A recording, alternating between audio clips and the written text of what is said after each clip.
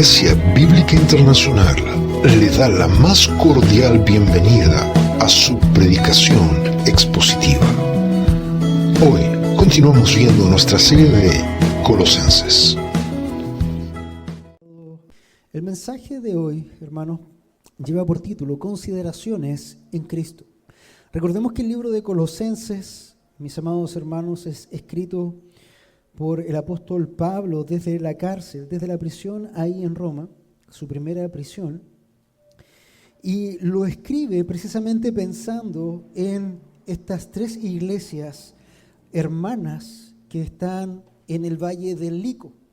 Valle del Lico, hay tres ciudades que están contiguas, una era Colosas, otra era Laodicea y la tercera era Heliápolis. Recordemos que el apóstol Pablo no había plantado estas iglesias, él no tenía parte en esta fundación de las iglesias. De hecho, las iglesias ni siquiera lo conocían a él en persona, sino que habían sido plantados por otro hombre que Dios había levantado. ¿Recuerdan cómo se llamó? Epafras. Muy bien, excelente.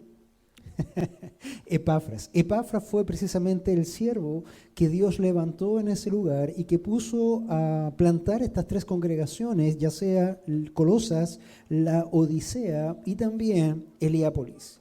Y Epafras, hermanos, teniendo un corazón amante, un corazón que realmente ministraba a los hermanos y que guardaba a sus hermanos, estaba contento por un lado y estaba muy preocupado por el otro. Contento porque era una iglesia de la cual se hablaba y se conocía de sus obras. Realmente era una iglesia que manifestaba el celo por Dios, era una iglesia que conocía a su Dios, pero como cualquier iglesia de esa época o de nuestra época no estaba exenta de peligros. Recordamos entonces que Epafras le comenta a Pablo, ahí en la cárcel, le dice: Pablo, mira, esto es lo que está ocurriendo en las iglesias, están bastante bien, pero se están levantando algunos falsos maestros que quieren ingresar herejías a las iglesias. Están por el lado de los griegos, aquellos que quieren decir que la carne solamente es mala y que nada puede venir de la carne y que Cristo no vino en carne. Por lo tanto, están tratando de eliminar la venida de Cristo en carne. Esos son los agnósticos o los ascetas que decían que tenían que poner el cuerpo bajo duro trato. También estos decían o dicen a la congregación que ellos han visto o han conversado incluso con ángeles, por lo tanto el mensaje que ellos tienen que decir es mucho más fiable que lo que nosotros a través de la Escritura y del Evangelio hemos dicho, los cuales están hinchados en sus mentes se han inflamado precisamente con esta idea de superioridad. Entonces, Pablo, esto es lo que está ocurriendo con respecto a los hermanos de Colosas, con los hermanos de la Odisea y de Heliápolis, pero no solamente Pablo estamos sufriendo los embates de Satanás a través de esta corriente de los griegos, de los paganos, sino que también, Pablo, estamos sufriendo algunos embates por parte de los de la circuncisión. Aquellos que conocen las leyes, aquellos que son de la circuncisión, Pablo, están diciendo que es necesario apegarse a la ley otra vez para poder ser salvos, para poder ver la gloria. Pero no solamente están diciendo que tienen que pegarse a la ley, sino que también están tratando de forzar a los hermanos a cumplir todo lo que tenía que ver con las ceremonias de la ley otra vez. Entonces están cayendo en un extremo legalista de la Escritura. Están no teniendo conocimiento realmente de que el Señor Jesucristo se ha hecho carne y que ha pagado de una vez y para siempre todo lo que debíamos pagar. Esas eran las dos problemáticas de la iglesia en Colosas. Entonces nosotros de ahí también aprendimos, hermanos, que nosotros no estamos exentos a estos problemas que se generaron en estas iglesias hace 2000 años. Si nosotros miramos, por ejemplo, a nuestra derecha, es muy fácil que nosotros podamos caer en legalismo. No comas, no tomes, no vistas, no, etcétera. Lo vimos también en alguna predicación, ¿se acuerdan? Y por el otro lado, para alejarnos del legalismo, caemos hacia el lado izquierdo, hacia el lado derecho, y el lado derecho entrábamos de lleno al liberalismo. ¿Se acuerdan? Yo puedo hacer lo que yo bien quiera, puesto que Cristo como me salvó, yo puedo seguir pecando, puedo hacer, puedo deshacer, no tengo que seguir ninguna ley, yo estoy libre. El libro de Homero que nos narra, también lo comentamos, que narraba un viaje de precisamente Homero por los mares e iba surcando sobre una nave que eran los argonautas, y ellos tenían que pasar por un estrecho que era el más peligroso de su tiempo, puesto que a un lado había un monstruo que se llamaba Escila y al otro uno que se llamaba Caribdis. Cualquiera de los dos era igual de temible e igual de mortal. Por lo tanto, si el barco se movía hacia la derecha, Caribdis lo destruía. Si se movía hacia la izquierda, Escila lo destruía. Entonces, ¿cómo podían pasar?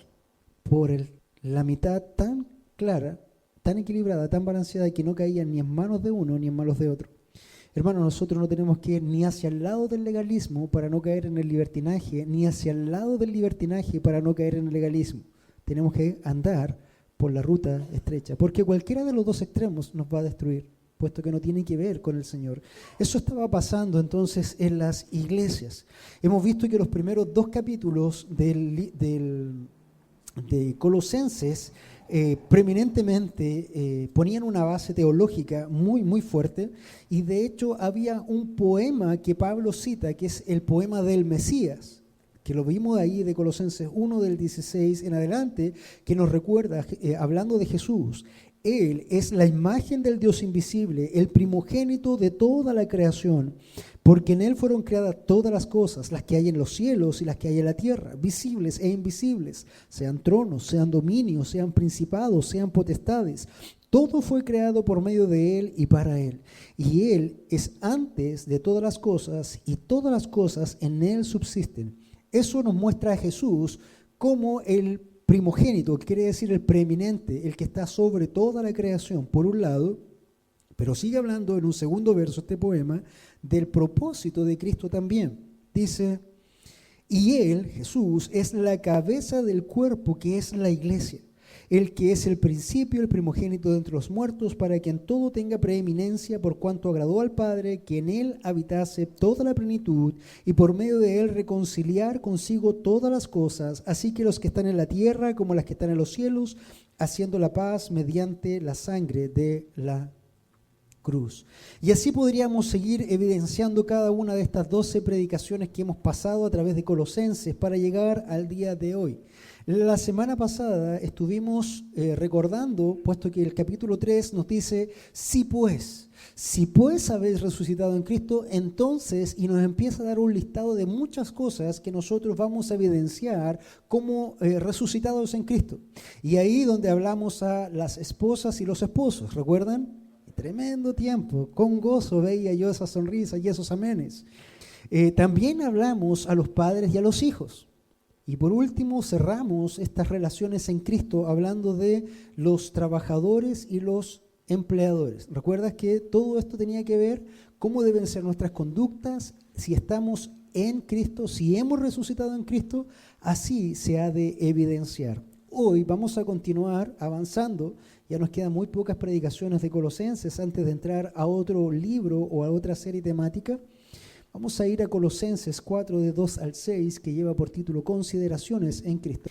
Dice así la palabra del Señor en Colosenses. Dice, perseverad en la oración, velando en ella con acción de gracias, orando también al mismo tiempo por nosotros, para que el Señor nos abra la puerta para la palabra, a fin de dar a conocer el misterio de Cristo, por el cual también estoy preso, para que lo manifieste como debo hablar. Andad sabiamente para los de afuera, redimiendo el tiempo. Sea vuestra palabra siempre con gracia, sazonada con sal, para que sepáis cómo debéis responder a cada uno. Señor Santo, vamos delante de su presencia, dando gracias por este día. Gracias, Señor, por este precioso libro, esta carta, Señor, que tu siervo Pablo ha escrito a la iglesia de Colosas, que nos ha dejado, Señor, también una radiografía de lo que ocurría en aquella época y que también, Señor, iba a ocurrir a través de los tiempos, y hoy día, 2000 años después, seguimos evidenciando muchos de aquellos problemas y seguimos, Señor, usando estas exhortaciones y estos consejos que tú nos das en forma prescriptiva, Señor, para ponerlos aquí, para usarlos como cura, para ponerlos también como exhortación y para nosotros, Señor, no caer en esos errores. Queremos rogarte, Señor, que como cada domingo, Señor, tú te hagas patente en cada uno de nosotros, que hables a tu congregación, que conforme a lo que tú tengas para cada uno de tus hijos, Señor, seas exhortando y animando en esta hora. Y también, Señor, ruego por aquellos que aún, si en esta hora, aún, Señor, no han sido salvos, ruego también por sus vidas, puesto que esto depende netamente de ti, puesto que la Escritura dice que no depende ni del que quiere ni del que corre, sino del que tú tienes misericordia. Ten misericordia en esta mañana, Señor, en el nombre de Jesús. Amén. Consideraciones en Cristo. El primer punto que nosotros vamos a desarrollar son algunas consideraciones que Pablo nos deja. Consideraciones también pueden ser exhortaciones, pero después de habernos dado todas estas relaciones en Cristo, Pablo nos da algunas consideraciones antes de cerrar la carta y antes de dedicar unos últimos pasajes precisamente a hablar de aquellos colaboradores en el reino cuando cierra. Pero antes de cerrar, él da estas últimas consideraciones. La primera de ellas, en un punto 1, es perseveren en la oración. Perseveren en la oración. Decía Pablo, perseverad en la oración, velando en ella con acción de gracias, orando también al mismo tiempo por nosotros, para que el Señor nos abra puerta para la palabra, a fin de dar a conocer el misterio de Cristo, por el cual también estoy preso, para que lo manifieste como debo hablar. Debido, hermanos, a que Pablo se está acercando al final de la carta, ahora coloca algunas consideraciones de carácter general, como lo hizo también en Colosenses 3, del 1 al 17, con algunas consideraciones o exhortaciones. No es sorprendente que, habiendo hablado de la palabra en Colosenses 3:16, que nos decía, la palabra de Cristo mora en abundancia en vosotros, enseñándonos y exhortándonos unos a otros en toda sabiduría, cantando con gracia en vuestros corazones al Señor con salmos e himnos y cánticos espirituales, que ahora nos enfatice la importancia de la oración. Porque la palabra y la oración van juntas. No solamente es palabra, sino que también hay oración, van juntas. En la primera, el Señor nos habla a nosotros a través de su palabra, ¿verdad? En la segunda, nosotros nos dirigimos a Él. Pablo dice, perseverad en la oración. Hermanos, recordar que la oración es la expresión más importante de la nueva vida. Eso es lo que nosotros, cuando uno dice, ¿a quién voy? ¿A quién puedo ir? ¿Se acuerda lo que decía Simón Pedro? ¿A quién iré?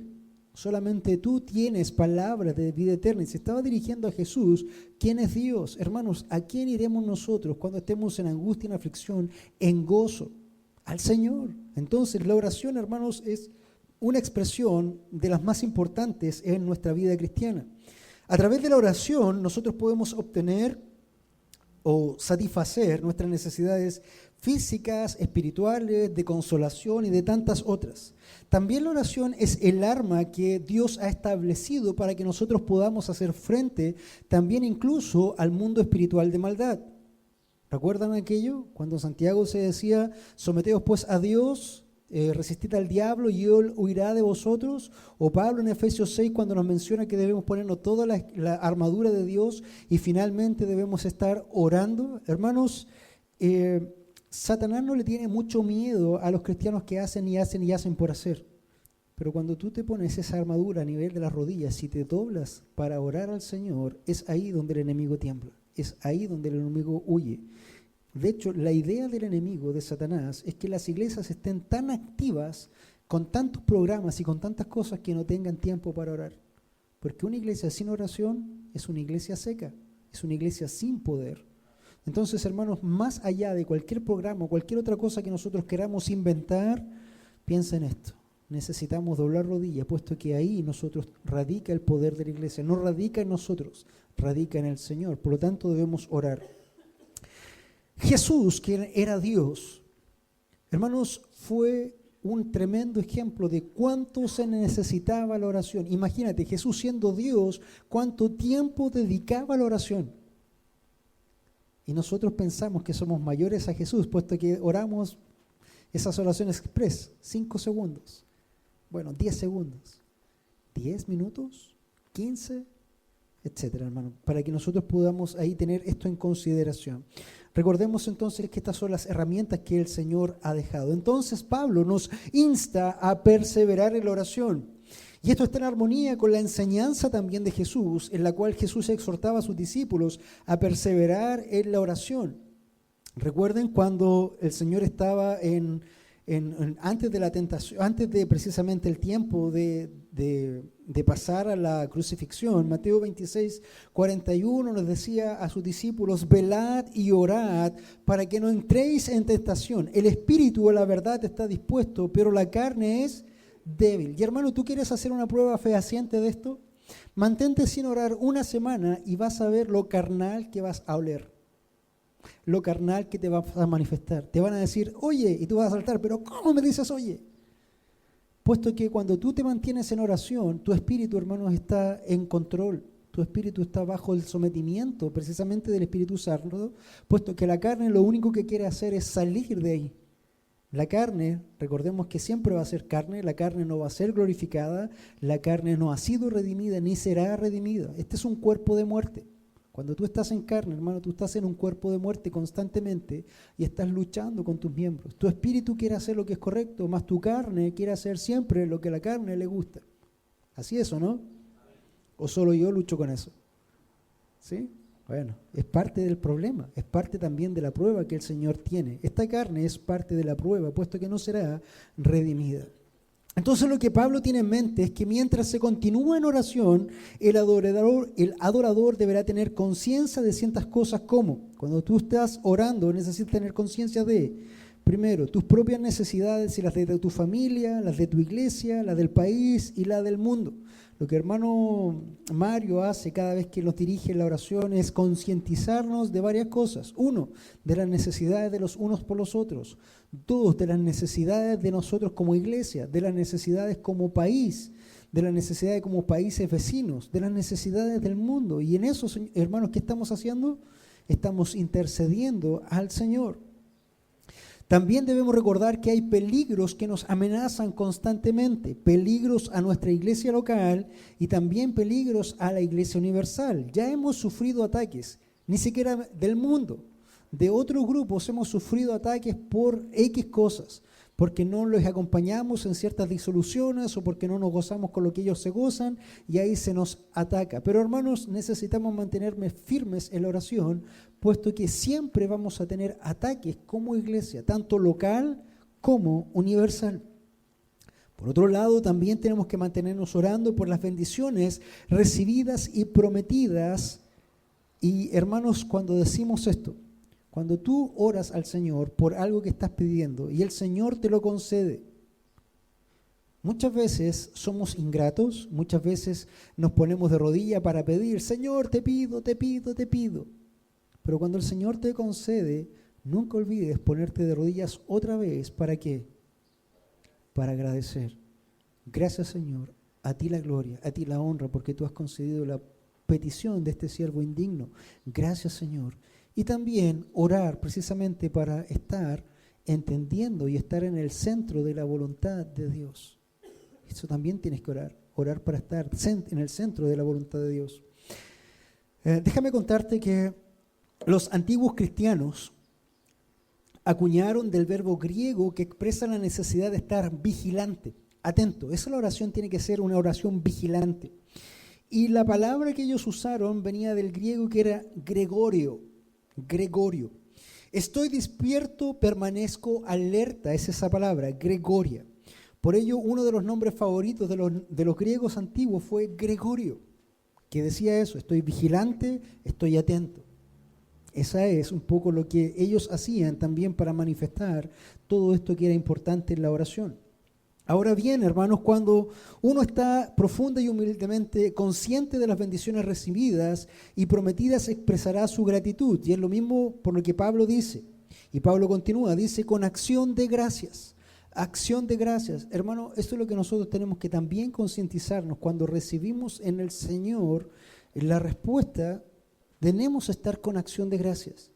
Y quiero que entiendas algo. Esta acción de gracia no solamente es cuando tú respondes o Dios te responde aquello que tú pides, sino cuando Dios te responde lo que Él dice que va a hacer. ¿Cuántos de nosotros estamos dispuestos a dar gracias por alguna prueba? Gracias, Señor, porque a través de esta prueba me hace más fuerte. O por alguna enfermedad. Gracias, Señor, por esta enfermedad, porque a través de esta enfermedad es el fuego de la prueba que purifica y fortalece mi fe. Gracias, Señor, porque hablan mal de mí o porque soy vituperado. ¿Por qué? Porque por tu causa, Señor, se manifiesta que esto está ocurriendo.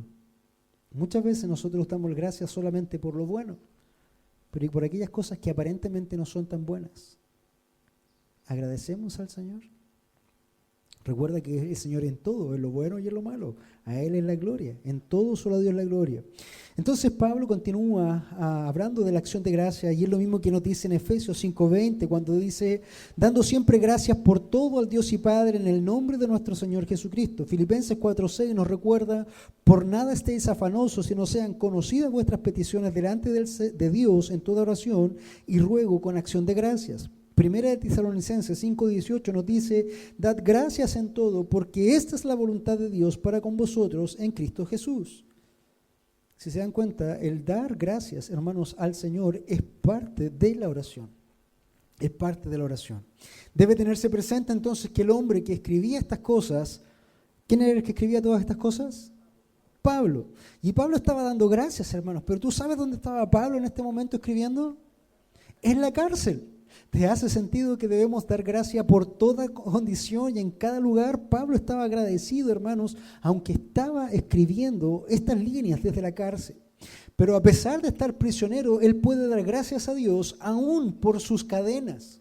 De hecho, Filipenses del 1:12 al 14 nos dice, quiero que sepáis, hermanos, que las cosas que me han sucedido han redundado más bien para el progreso del Evangelio. Este hombre sí que era optimista, ¿no?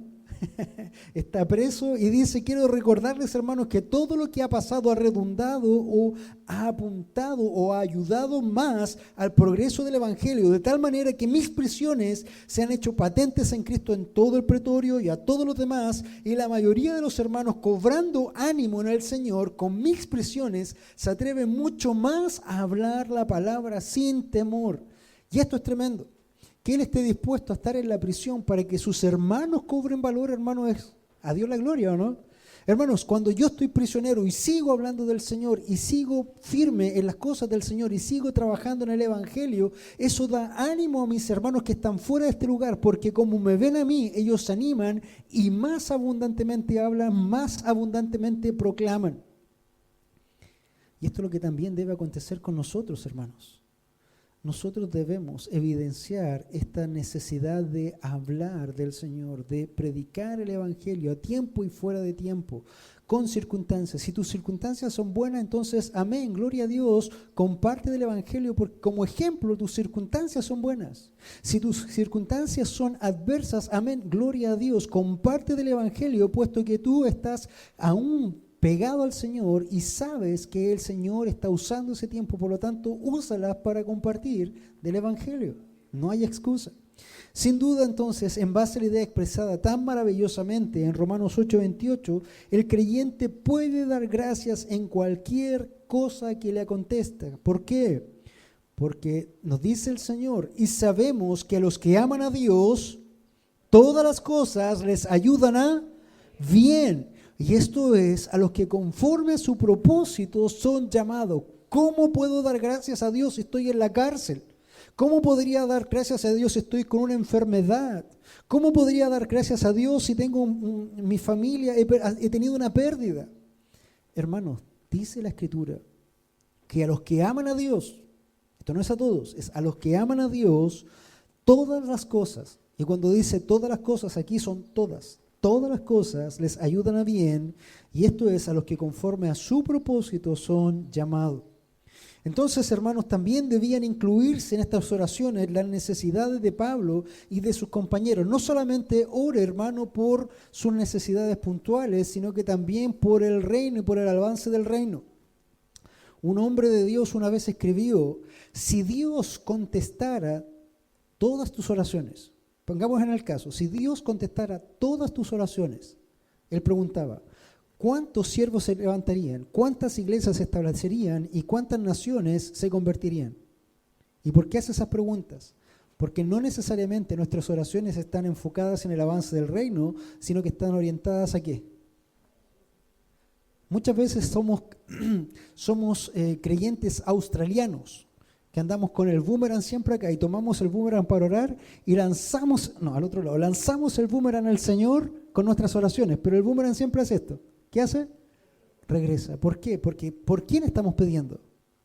Por nosotros mismos, por mis necesidades, por mis enfermedades, por mis situaciones, por mis familiares, por mis. Entonces cuando estés orando, hermano, y te escuches por mis, recuerda esta predicación y trata de también incluir lo que es el reino del Señor por los hermanos que están dirigiendo, por los que estás levantando, por aquellos que están fieles en todo lugar, por aquellos que están muriendo hoy, en esta mañana, por la causa de Cristo en otras naciones, porque han tenido el valor de ir y predicar el Evangelio. Entonces, Pablo también dice que incluyas en estas oraciones las necesidades de los siervos, los ministros y sus compañeros. En consecuencia, el apóstol Pablo continúa diciendo, orando al mismo tiempo también por nosotros. Hermanos, oren. Pero no solamente oren por ustedes, sino que también oren por nosotros. Como Daniel, antes que él y probablemente también Esther, Pablo sintió la necesidad de que fuera recordado en las oraciones. No sé, hermanos, si usted está orando por su liderazgo, por sus pastores, por sus diáconos, por los hermanos que están en otras plantaciones, por otras iglesias que se levantan, pero si no, hermano, pido oración, porque la carga del ministerio es fuerte. Hermano, las luchas son fuertes, los ataques son fuertes. Hay ataques que son externos, hay otros que son internos. Incluso nuestra propia carne está luchando en contra de nosotros. Por lo tanto, ore por su pastor, ore por su liderazgo, ore por sus diáconos. Es necesario, hermanos, es necesario. Pararse aquí por 3 años seguidos, 4 años seguidos, sin poder enfermarse porque no hay quien pueda asumir, sin tener vacaciones porque la gloria de Dios necesita seguir avanzando, es un precio que hay que pagar y se paga con gozo, pero también cansa, la carne se cansa. Así que, amados, oren por su pastor, oren por los otros hermanos, por los plantadores que están en diferentes lugares. Por ejemplo, ¿sabe usted que nuestro plantador en España tiene una enfermedad crónica relacionada con asuntos neurológicos? Él es perfectamente sano, es muy inteligente, muy sabio, pero tiene migraña crónica. Y él tiene que predicar a veces los domingos con ese dolor y predicar con toda la fuerza del Señor, aunque cada palabra que él dice sea un puñal clavado en su cabeza, con dolor. Entonces, hermanos, necesitamos conocer a quienes nosotros, cómo podemos orar. Si tú necesitas, mi teléfono lo tienes, si en algún momento quieres preguntar, pastor, ¿cómo oro por usted? Ahí está el teléfono. Si usted quiere orar por los otros plantadores, usted me pide el teléfono, yo los puedo hacer extensión y usted puede escribirle, hermano, yo soy tanto, hermano de Ibin Viña del Mar, ¿cómo puedo orar por ti? ¿Cómo puedo orar por ti? Quiero orar esta semana por solamente tu ministerio. Quiero orar solamente por lo que estás haciendo. Cuéntame cómo están tus necesidades económicas. ¿Cómo puedo orar por tus necesidades físicas? ¿Qué hay en tu corazón? Hermanos, eso es lo que Pablo está diciendo. Oren por nosotros. Oren por nosotros. Y eso es lo que está diciendo. Además, también Timoteo y Epafras debían ser recordados, sin duda también el resto de los hermanos al final de la carta. Él habla por Timoteo, él pide por Epafras y él pide por el resto de los hermanos. Oremos los unos por los otros. Es importante que podamos como cuerpo estar orando, puesto que si un cuerpo se goza, todos se gozan con él. Si un cuerpo se sufre, todos se sufren con él. ¿Por qué? Porque, hermano, un cuerpo es eso. Si tú te golpeas alguna parte del cuerpo, ¿el resto del cuerpo no lo siente? Sí, sin duda. Si estás martillando y te pegas un martillazo en el dedo, todo el cuerpo grita, ¿no? Hasta la boca grita. ¡Ay! ¿Qué tiene que ver la boca si te pegaste en el dedo? La boca grita, hermano. Somos un cuerpo, esa es la idea. Entonces, esta no es la única ocasión en que el apóstol pide ser recordado en oración. De hecho, en Efesios 6, del 18 al 20, dice, orando en todo tiempo, con toda oración y súplica en el Espíritu, y velando en ello con toda perseverancia y súplica por todos sus santos y por mí, a fin de que al abrir mi boca me sea dada palabra para dar a conocer con denuedo el misterio del Evangelio, por el cual soy embajador en cadenas, con denuedo hable de él como debo hablar. Hermanos, Uno piensa que Pablo era el tremendo superhéroe, pero no, realmente él decía, Señor, permíteme hablar con el poder del Evangelio, no con poder humano, no con palabras altisonantes o con palabras arrogantes, sino que permíteme hablar para que tu palabra sea exaltada en la forma correcta. Esa era la oración de Pablo. Entonces, debe tenerse también presente la interpretación de estos pasajes de Colosenses 4, del 2 al 4, lo que Pablo decía en 1 de Tesalonicenses 5:25, hermanos, orad por nosotros, orad por nosotros. Era la constante petición de Pablo y también tiene que ser una constante petición. Yo agradezco, hermano, yo por lo menos tengo conciencia de que hay algunos hermanos que están constantemente orando por mí, por el ministerio y por otros hermanos. Quiero dar gracias por ello, sin duda, porque son necesarias las oraciones. Una hermana me decía, pastor, yo cada vez que oro por usted estoy orando, puesto que viene algo a mi mente y me dice, sobre toda cosa guardada, guarda tu corazón porque de él mana la vida. Y hermanos, eso es así. Nosotros seguimos siendo hombres, seguimos teniendo necesidades, nuestros corazones se siguen afligiendo por algunas otras cosas. Somos tan humanos como cualquiera, tenemos necesidades como cualquiera. Por lo tanto, necesitamos sus oraciones. Así como usted necesita sus oraciones, nosotros necesitamos también las suyas. Y esta era la constante petición de Pablo. Fíjate que Pablo seguía diciendo, oren para que Dios nos abra una puerta para el mensaje. Oren para que Dios nos abra una puerta para el mensaje. Una puerta, tanto entonces como ahora, es la oportunidad de entrar en medio del acceso de acercamiento. Es el presente, en este contexto significa que es una apertura para la palabra o el mensaje. Pablo estaba preso en la cárcel, pero su oración era, hermanos, oren para que puertas se abran. Pero no era para que las puertas de la cárcel se abran. Uno puede decir, oye, Pablo está pidiendo para que abra las puertas de la cárcel y él pueda arrancarse. No. Lo que él está pidiendo es para que puertas se abran para compartir el Evangelio, para poder hablar el de nuevo y para que esta cárcel, hermano, realmente tenga su fruto. Entonces, esto significa, oren para que por medio de mi liberación de la cárcel pueda otra vez predicar el mensaje de salvación. Eso no es lo que Pablo está diciendo, de ninguna manera. Lo que él quería era que la puerta se abriera aún ahí, en ese lugar, con el prisionero. También estaba orando y decía, oren para dar a conocer el misterio, tocando a Cristo. El contenido de este misterio es Cristo mismo, como lo vimos a través de todo Colosenses, como la fuente de salvación, plena y libre, tanto para gentiles como para judíos. Y este ya no es un secreto escondido, sino que ahora, y esta es la paradoja, ahora es un secreto revelado totalmente, y no solamente revelado, sino plenamente realizado en los corazones y la vida de la gente de toda clase de condición y de nacionalidad. Entonces, oren para que las puertas se abren y para que podamos dar a conocer el misterio de Cristo.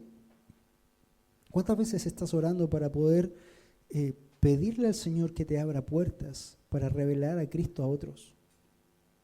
Para que esos otros tengan su derecho a saber. Muchas veces cada uno está viviendo su propia filosofía, en su propia religión, en su propio mundo. Pero el hecho de que están en un mundo diferente no quiere decir que estén menos condenados.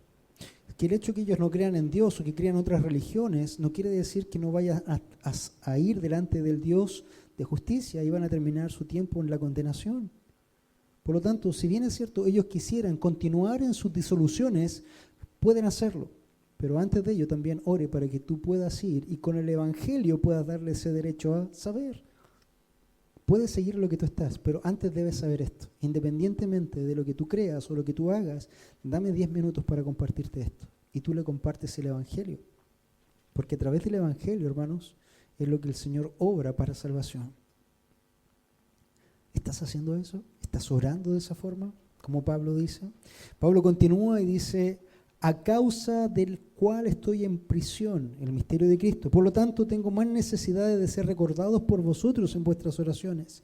De las muchas referencias que se indica aquí, Pablo está en prisión, hermanos, por la furia de los judíos, por la furia de los gentiles, por la furia de todo el mundo. Al final de cuentas, Pablo está en prisión. Pero él sigue rogando y recordando a los hermanos. Recuerden, hermanos, orar por mí, porque por la causa de Cristo estoy en este lugar. No estoy aquí porque me lo he ganado, no estoy porque robé a alguien, no estoy porque violé la ley o romana o judía, no estoy Estoy simplemente porque estoy haciendo la obra del Señor Jesucristo. Entonces, Pablo desea que le recuerden oración por dos razones. Primero, para que pueda seguir proclamando en el precioso contenido del misterio como ya se ha indicado. Y segundo, para que lo haga en la forma correcta. En cuanto a este punto, dice, orando que yo pueda hacerlo claro y que pueda hablar como debo hablar. ¿Sabes por qué? Alguien dijo por ahí, dice, cuando un buen mensaje es proclamado en forma mala, puede hacer más daño que bien.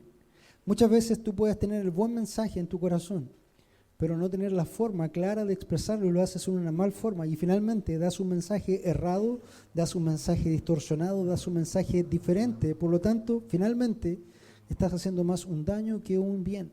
Por lo tanto, también debes orar para que el Señor te dé claridad en la forma en cómo anuncias el mensaje, para que el mensaje correcto sea dado de la forma correcta. Es parte de la oración y que Pablo también decía, oremos por ello. Entonces, Pablo estaba totalmente consciente de que la mejor forma de predicar el Evangelio, de modo de ser aceptado, recordemos que esto es solo de Dios, pero el mensaje tiene que ser bien dado, era vivir de tal forma que los paganos pudieran decir, y no solamente Pablo, sino que tú también, miren cómo se aman unos a otros. A pesar de todo lo que hemos dicho en contra de ellos, aún nos aman a nosotros y nos tratan con cariño, devolviendo bien por mal. Fíjate cómo ese mensaje no verbal cala profundo en los corazones de aquellos a los cuales nosotros debemos ministrar porque ellos están perdidos y necesitan el Evangelio de Dios. Y si Dios está poniéndote a ti, adivina quién es la llave o quién es el portador del Evangelio para esas personas.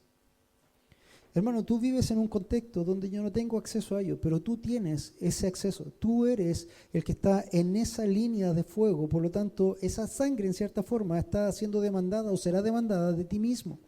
Entonces, ¿cómo te ven ellos? ¿Cómo te ven estos hermanos? Cuando tú le hablas el mensaje, realmente tiene que ver con que tu vida también habla de ello, estás siendo consecuente de vivir como cristiano para que ellos te presten atención. Déjame contarte una pequeña historia que es verídica de un hermano, precisamente un misionero uruguayo, pero hace muchos años atrás, que sintió obviamente el llamado de Dios y fue a estos países musulmanes. Llegó a un país musulmán donde eran perseguidos siempre, obviamente, los pastores o los predicadores y eran echados a la cárcel. Muchos de los predicadores que habían ido a ese país habían caído en la cárcel ya, incluyendo este hermano uruguayo que fue encontrado predicando el Evangelio y que fue puesto en la cárcel. Había un hombre que era el que encargado de cuidar a estos cristianos y era el hombre más duro de esa cárcel y tenía que hacer sufrir a los cristianos por la causa. Y él estaba puesto precisamente ahí para que los cristianos, básicamente hacer zumbar a los cristianos. Esa era la idea de ese hombre en esa cárcel. Llegó este ministro, este pastor, misionero uruguayo, y estando en la prisión, el guardia de la prisión, el jefe, le pone un cubo de cemento de ciertas proporciones que podía moverse con los pies. La cárcel, imagina que era de este mismo largo, y le dice, el oficial le dice, ok, tú eres cristiano, ¿verdad? Sí. Bien, la ley dice que tú debes cargar una milla si yo te lo pido. Usó la escritura. Sí. Bueno, quiero que patees este cubo desde aquí hasta el final. ¿Sabes lo que significa patear un cubo de cemento por esa distancia? Él comenzó a patearlo. Por cada golpe que daba, sangre brotaba de su pie, porque era una cosa muy dura, era destruir su pie. Pero ¿sabes cuál fue la diferencia? Que nunca él dijo no, nunca se quejó, simplemente lo hizo y lo hacía y lo hacía. Y el hombre, mientras se burlaba, porque veía la sangre y veía el dolor, se burlaba. ¿Sabes qué marcó la diferencia? Cuando él llegó al final del camino y con amor miró al guardia y le dijo, ¿quieres que lo patee de vuelta?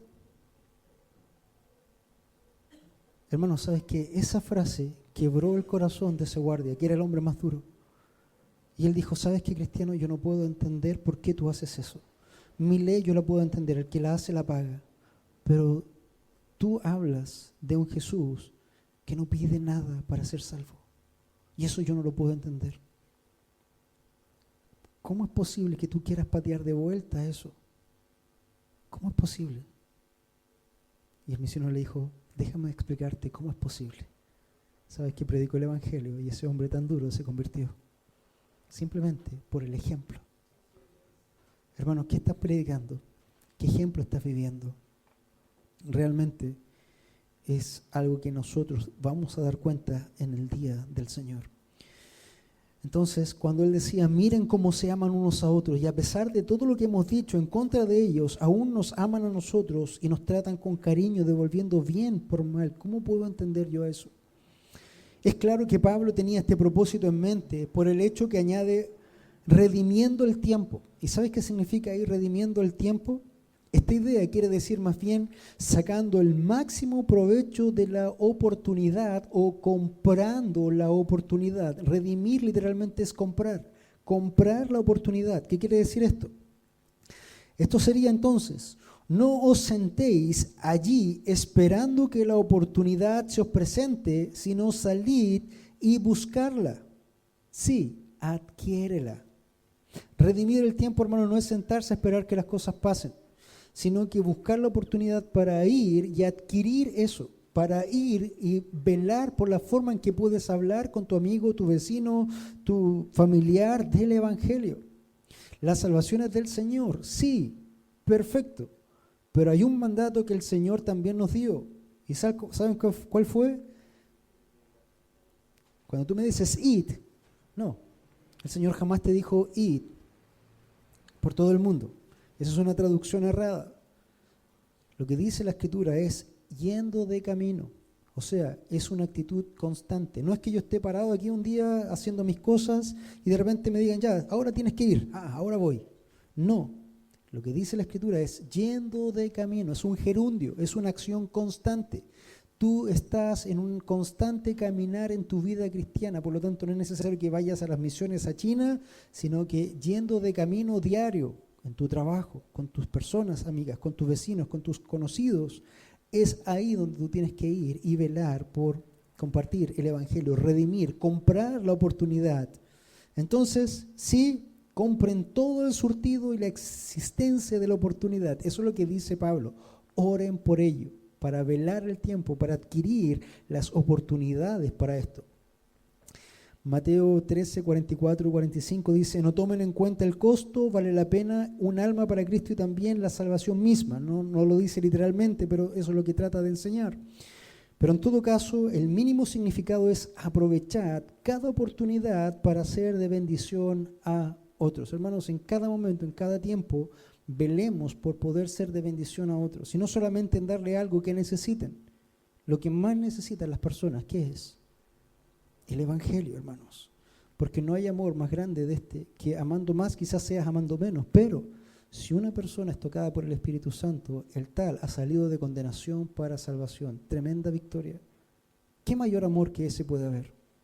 Entonces, si vas a incomodar a las personas, hermanos, incomódalas, no importa. Aunque los incomode 10, 15 minutos, una hora, no sé cuánto tiempo puede hacer. Pero si el Espíritu Santo obra en esa persona, esa incomodidad se va a convertir en bendición, porque esa persona va a pasar de muerte a vida. Bien, vamos entonces, hermanos, a continuar. Un segundo punto, anden sabiamente. Primero fue perseveren en la oración. Desarrollamos un poco ello. Un segundo punto es anden sabiamente. Versículo 5 dice, andad sabiamente para con los de afuera, redimiendo el tiempo. Para el judío, todo aquel que no era judío era uno de afuera. Para el cristiano, todo no cristiano en cierta forma era uno de afuera. En los días de la iglesia primitiva, los creyentes fueron calumniados por los de afuera. Por ejemplo, los creyentes eran llamados ateos. ¿Sabes por qué eran llamados los cristianos o los del camino? Porque no servían a los dioses visibles, no servían a las estatuas. Por lo tanto, a ellos les llamaban ustedes ateos, a los creyentes. También les llamaban antipatriotas, porque no quemaban incienso delante de la imagen del emperador. No rendían culto al emperador, por lo tanto eran unos antipatrióticos. También eran inmorales por la necesidad, a menudo se reunían tras puertas cerradas. ¿Por qué? Porque si lo hacían a puertas abiertas, los entraban y los mataban. Entonces cerraban puertas y le llamaban, no, esos son inmorales. Entonces, Pablo sabía que la mejor forma de frustrar estas calumnias era en que los cristianos se condujeran no solo virtuosamente en el lugar, sino también debíamos ser sabios y no ser o actuar tontamente. Por eso dice, andad sabiamente para con los de afuera. Como lo fue entonces, también lo es ahora. A la larga, la reputación del Evangelio dependerá de la conducta de sus seguidores. Hermanos, si tu vida es una vida que no tiene un fruto de verdad, si tú realmente eres una persona que no tiene ningún testimonio ni ejemplo, y las personas de afuera te ven, cuando tú les quieras predicar el Evangelio de una vida transformada, que Jesús transforma, que Jesús da gozo, que Jesús hace esto y esto otro, ¿qué piensas que ellos te van a decir? ¿De dónde saliste tú? No te van a creer, hermanos, porque tu vida no muestra lo que estás viviendo. La otra vez en una predicación cité a Ricardo Arjona y en la canción Jesús es verbo no sustantivo, él hablaba de una parte, decía, de mi barrio la más religiosa era Doña Carlota. Hablaba de amor al prójimo y me ponchó 100 pelotas. ¿Qué quiere decir eso? Cada vez que los niños jugaban y una pelota caía en su patio, en vez de ser amorosa con ellos, prestarle o guardar a esos niños, tomaba algo, rompía la pelota y ahí tienen su pelota y vayan a molestar a otro lado. Entonces después hablarle, por ejemplo, a esas personas, ¿qué piensas que hubiera sido lo que le hubieran dicho a Doña Carlota? Doña Carlota, no le creo, no le creo. Entonces, hermano, tenemos que ser lo que decimos ser. No hacer, sino debemos ser. Ese es el punto. Entonces, el apóstol estaba diciendo, conducidos sabiamente para con los de afuera, siempre recordando que aunque son pocos los hombres que leen los rollos sagrados, todos los hombres los leen a vosotros. En otras palabras, el mundo, hermanos, no lee la Biblia. ¿Sabes cuál es la única Biblia que ellos leen? Tu vida. La única Biblia que ellos leen es a ti. Ellos no andan buscando la Escritura, ellos no leen los rollos sagrados. Tú eres el que lee los rollos, tú eres el que vive o lee la Escritura, tú debes vivir la Biblia. Entonces el de afuera, la única Biblia que va a leer es tu propia vida. Bien, entonces debemos redimir el tiempo y buscar la oportunidad también, como les decía adelante, para poder velar por ello. Un último punto, hermanos, Pablo nos dice ahí en el versículo 6, sea vuestra palabra con gracia, sazonada con sal, para que sepáis cómo debáis responder a cada uno. Un tercer punto es respondan con gracia. Respondan con gracia. Y es aquí donde muchas veces tenemos que apretar los dientes, los puños y todo lo demás, porque cuando nos dicen algo, no, el que me la hace me la paga, ¿no? Mi carácter es así, entonces yo siempre digo lo que pienso. El problema está que hay algunos que dicen sin pensar. Necesitamos, hermanos, estar bajo control. Necesitamos, hermanos, generar ese dominio propio. Necesitamos también manifestar esa mansedumbre en Cristo. ¿Recuerdan lo que hablábamos de la vez anterior? Mansedumbre es poder bajo control. No quiere decir que seas menso, quiere decir que el poder que tú tienes puedas controlarlo, puedas manejarlo. Era como el ejemplo ese del fuego. Un fuego que no tiene control puede destruir hectáreas y hectáreas. Pero un fuego bien controlado también es poderoso y puede alimentar a tu familia por la cocina, puede dar calor en el invierno, pero está bajo control, es poder bajo control. Entonces, responda con gracia, hermano. Pablo ha pedido a los colosenses que oren para que su forma de hablar sea la mejor, de modo que, habiendo dado un ejemplo, por decirlo así, ahora les exhorta a que ellos también usen cuidadosamente su lengua, que vuestra palabra sea siempre con gracia. Y debemos notar acá que dice siempre. Esto no es solamente cuando yo estoy en la iglesia y tengo que hablar bien con los hermanitos. No es que debo cuidar el hablamiento solo aquí, ¿verdad? Debemos hablar en todo lugar con gracia. En la iglesia, en el trabajo, en el hogar. Cuanto más en el hogar. Entonces dice, cuando nos dirigimos a un grupo como a un vecino, tanto como conversen con cualquier autoridad o con ricos o con pobres, no solo al proclamar el mensaje de la salvación, sino también al hablar con cualquier persona. Cuando un lenguaje lleno de gracia sea una costumbre para ustedes, entonces nunca usarán un lenguaje impropio cuando se vean confrontados de repente con una situación difícil. Por ejemplo, al ser citados para comparecer ante un juez mundano o al ser perseguidos por su fe. Hay una cosa muy graciosa que muchas veces he escuchado de personas que supuestamente son cristianas y que tienen algún tipo de manifestación espiritual de maldad. Y aparece cierto, no sé, demonio, cualquier cosa, y dicen, no, si esta no me la hace, yo los empapelo, garabatos. Son cristianos, ¿verdad? Y dicen, no, si así hay que tratarlo. Hermano, ¿qué tiene que ver eso con un hijo de Dios? No sé si alguna vez lo has escuchado, o quizás lo has hecho. Si lo has hecho, hermano, bueno, es tiempo de decirle al Señor, perdóname por esa ignorancia, pero no, jamás debemos hacer eso. O cuando nosotros, hermanos, tenemos alguna cosa contra alguien que nos ha dañado y queremos generar ciertos improperios o algún lenguaje soez porque se lo merece, pero hermanos, debemos controlar y aún así debemos hablar con gracia, sazonando cada cosa que nosotros pasemos. De repente es difícil porque te dan ganas de decir unas cuantas verdades, ¿o no? A todos nos pasa, pero hermano, con gracia, con gracia. Pero ¿qué es palabra con gracia? Nos dice Pablo. Esta misma expresión era usada por los no cristianos en el tiempo de Pablo. Sin embargo, lo que significaba para ellos era una conversación brillante, un discurso lleno de observaciones agudas y hábiles. Para un no creyente, para un pagano, con gracia era hacer una conversación muy inteligente. Pero cuando Pablo usa el término, se refiere a un lenguaje que es el resultado de la obra de gracia de Dios en nuestro corazón. Ese lenguaje no es ni abusivo, ni tampoco vengativo. Tendrá como modelo el ejemplo de Cristo que decía, cuando le maldecían no respondía con maldición. Positivamente sería veraz y lleno de amor. Quizás la mejor descripción del lenguaje lleno de gracia se encuentra en las palabras del Pablo mismo, cuando dice, hablando la verdad en amor, Efesios 4:15. Y el mejor ejemplo de estas palabras de Jesús cuando estaba en la cruz y decía, Padre, perdónales porque no saben lo que hacen. Y hermano, no solamente Jesús, como era Jesús, respondió de esa forma. Padre, perdónale porque no te han conocido a ti. ¿Recuerdan a un cristiano que haya respondido de la misma forma? Que estando ahí de rodillas, esperando todo un apedramiento, dijo lo mismo, Señor, no les tomes en cuenta este pecado. Esteban.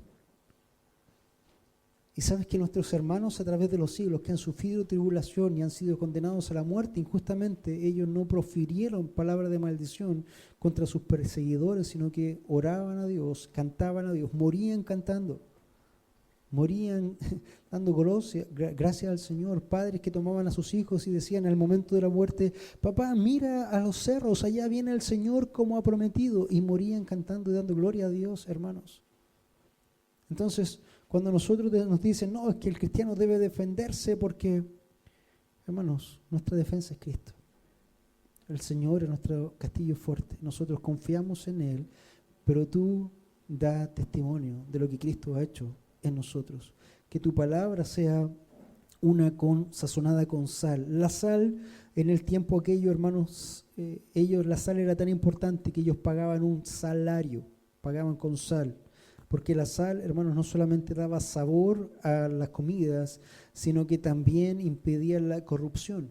Entonces, hermanos, cuando tú hables, tu palabra debe ser con sal para que tus palabras no sean desabridas o insípidas. Debes hablar de esa forma. Una descripción adicional de esta clase de lenguaje con gracia es con sal. La sal impide la corrupción. Es muy difícil creer que esta idea no estaba en la mente de Pablo cuando escribía estas palabras, ya que un pasaje paralelo dice, ninguna palabra corrompida salga de vuestra boca, sino que la que sea buena para la edificación, según la necesidad, a fin de impartir gracia a los oyentes. Efesios 4:29. Entonces, cuando tu palabra es una palabra con sal, impiden que esas palabras corruptas salgan de tu boca, porque la sal, hermanos, lo que hace es frenar la corrupción. ¿Tienes algún garabato predilecto que no pueda frenar? Hermano, frénalo. Es con sal. Pon esa sal, puesto que tu boca es una que pronuncia y procura bendición y no maldición. Entonces, esto es, hermanos, lo que nosotros debemos estar entendiendo. Un cristiano es conocido por su hablar, así como su conducta.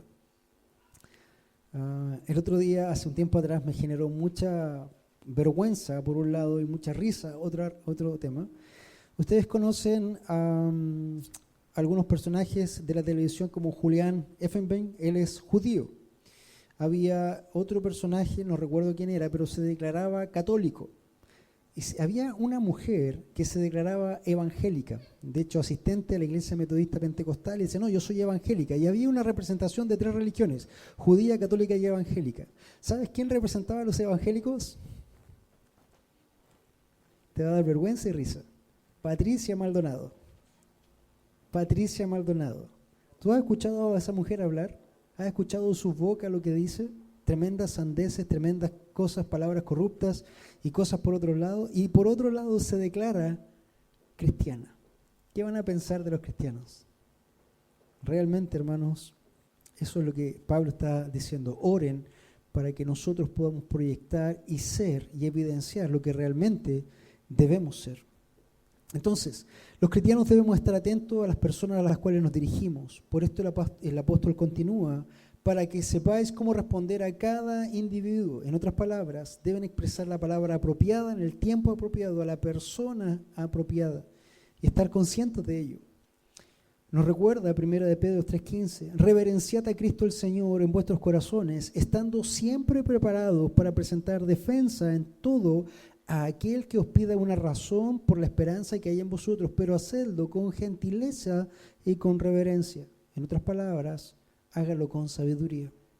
El Espíritu Santo mismo les ayudará a hacer esto, así que no tienen por qué temer. Cristo les da la palabra de sabiduría, como nos dice en Lucas 21, 14 y 15. Dice, proponed en vuestros corazones no pensar antes cómo habéis de responder en vuestra defensa, porque yo daré palabra y sabiduría, la cual no podrán resistir ni contradecir todos los que se opongan. Esta es la forma en que nosotros debemos conducirnos. Y hermanos, son las palabras que Pablo nos dice que debemos considerar. Considera perseverar en la oración. Considera también, hermanos, hablar siempre con gracia. Considera andar sabiamente. Puesto que esto, hermanos, es lo que va a manifestar quiénes somos. Si tú hoy día, hermanos, entre nosotros no has sido resucitado, esto te va a ser muy difícil porque vas a tratar de forzarte en hacer lo que no eres. Pero si tú fueras uno nacido de nuevo, entonces eres uno nacido de nuevo, esto va a ser casi natural. Va a costar un poco, pero va a ser más natural. Hay un hombre que contaba cierta historia una vez y decía, yo necesitaba ir al lago y tomé una lancha. Y la lancha tenía un motor que estaba seteado o configurado de moverse siempre hacia el sur. Entonces yo partí la lancha y lo primero que hizo la lancha, ¿sabes hacia dónde fue? Hacia el sur. El único problema es que yo necesitaba ir al norte. Por lo tanto, yo tomé el mando de la nave y lo giré hacia el norte y la nave sonaba y luchaba porque la nave quería ir al sur y yo necesitaba ir al norte. La nave fue al norte, pero siempre estuvo luchando. Y por horas yo mantuve la fuerza y la lucha hasta que me cansé. Y cuando me cansé tuve que soltar el comando. ¿Y ¿sabes lo que hizo la nave? Automáticamente volvió al sur. Entonces, hermanos, esto no tiene que ver con hacer solamente por hacer. Eso tiene que ver con ser. Naturalmente necesitamos ser hijos de Dios. Para ello debemos recordar ciertas cosas. Dios es santo. Dios es santo, hermano, y nuestro gran problema es que Dios es santo, puesto que nosotros no lo somos. Dios es justo, por lo tanto no tendrá por inocente al culpable. También nos recuerda que no hay nada que nosotros podamos hacer para ser salvos, puesto que la salvación es del Señor. Lo único que necesitamos entender y reconocer en nuestras vidas es que Jesús, hermanos, siendo Dios, ha venido, pagó un precio para que todo aquel que en Él cree no se pierda. Y también debemos arrepentirnos de nuestros pecados, apartarnos de ellos y finalmente daremos frutos consecuentes de lo que somos ahora. Así que eso es lo que yo necesito compartir contigo en esta hora para que tú puedas meditar. Vamos a orar. Señor, quiero ir delante de su presencia en esta hora dando gracias por estas últimas consideraciones que el apóstol Pablo les da a los colosenses y que también, Señor, nos replica a nosotros. Ayúdanos, Señor, a estar siempre recordando esto, que necesitamos, Señor, perseverar en la oración, que necesitamos andar sabiamente y que también necesitamos responder con gracia.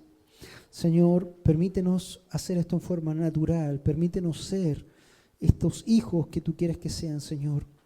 Si entre nosotros hay alguno que aún, Señor, esté luchando o evidencie su vida que esto no es natural, que es ajeno, te ruego por su vida, te ruego para que tú obres en esta hora, para que tú, Señor, vengas en tu Espíritu Santo, quites ese corazón de piedra, pongas un corazón de carne, para que le hagas ser uno genuino y no uno que por hacer piense que es.